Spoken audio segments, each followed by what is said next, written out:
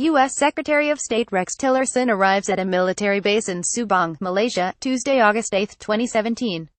President Donald Trump declared the U.S. nuclear arsenal far stronger and more powerful than ever before, even as Tillerson was working to calm the North Korea crisis and insisting there wasn't any imminent threat.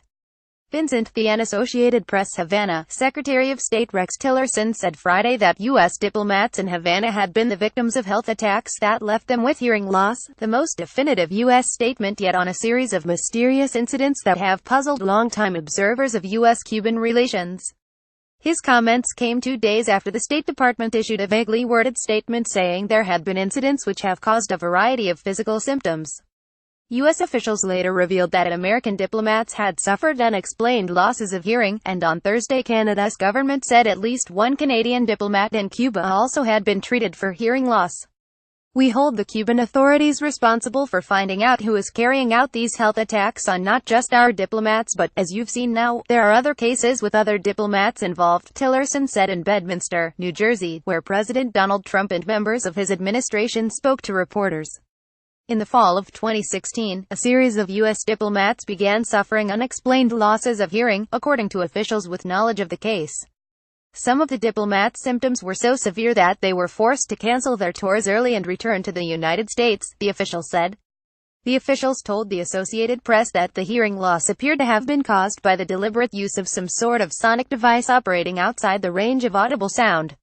Former diplomats and students of U.S.-Cuba relations said they found it inexplicable that Cuba would have tried to harm U.S. and Canadian diplomats, particularly in the fall of 2016 as President Barack Obama was ending a second term marked partly by the reopening of diplomatic relations with the island. U.S. officials familiar with the incidents said they began to be reported last October, when most domestic and foreign observers expected Hillary Clinton to win the presidency and continue Obama's policy of normalization with Cuba. Attacking Canadian diplomats would be an inexplicable assault on one of Cuba's most important trading partners and the largest source of tourists to the island. There'd be no logic to the Cubans trying to deliberately harm U.S. or Canadian diplomats, said William Leo Grant, an American university expert on Cuban foreign policy. It'd really be unprecedented. The Cuban government said in a lengthy statement Wednesday that Cuba has never permitted, nor will permit, that Cuban territory be used for any action against accredited diplomatic officials or their families, with no exception.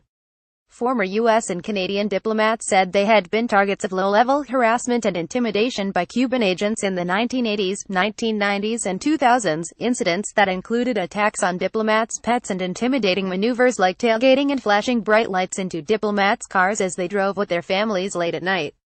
There were things like turning your electricity, turning off your water, entering your home, leaving little reminders that they were there. Things would be out of place, said John Caulfield, the head of the U.S. Interest Section in Cuba from 2011 to 2014.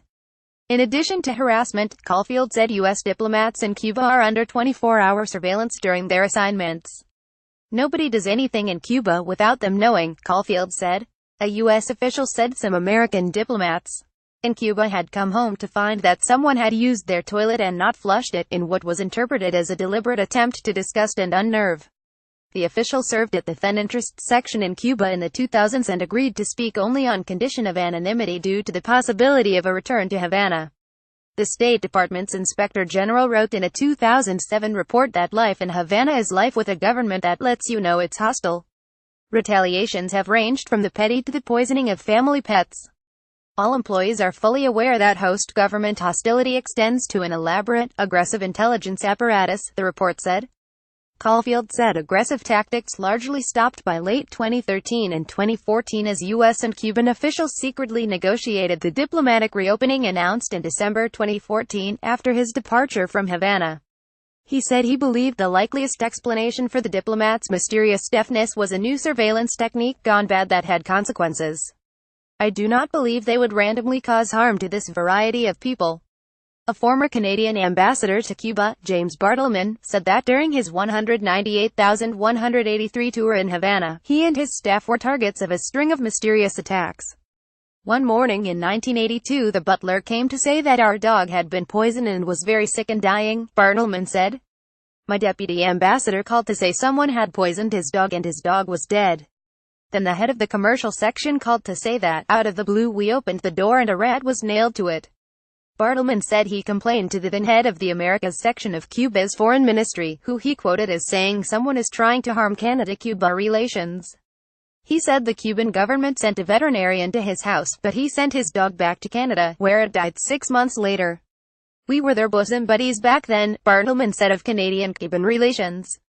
We were their largest trading partner and always their largest provider of tourists. Why would they do it? It made no sense then and makes no sense now. Associated Press writer Michael Weisenstein reported this story in Havana and AP writer Matthew Lee reported from Washington. AP writer Rob Gillies in Toronto contributed to this report. Copyright 2017 The Associated Press. All rights reserved. This material may not be published, broadcast, rewritten or redistributed.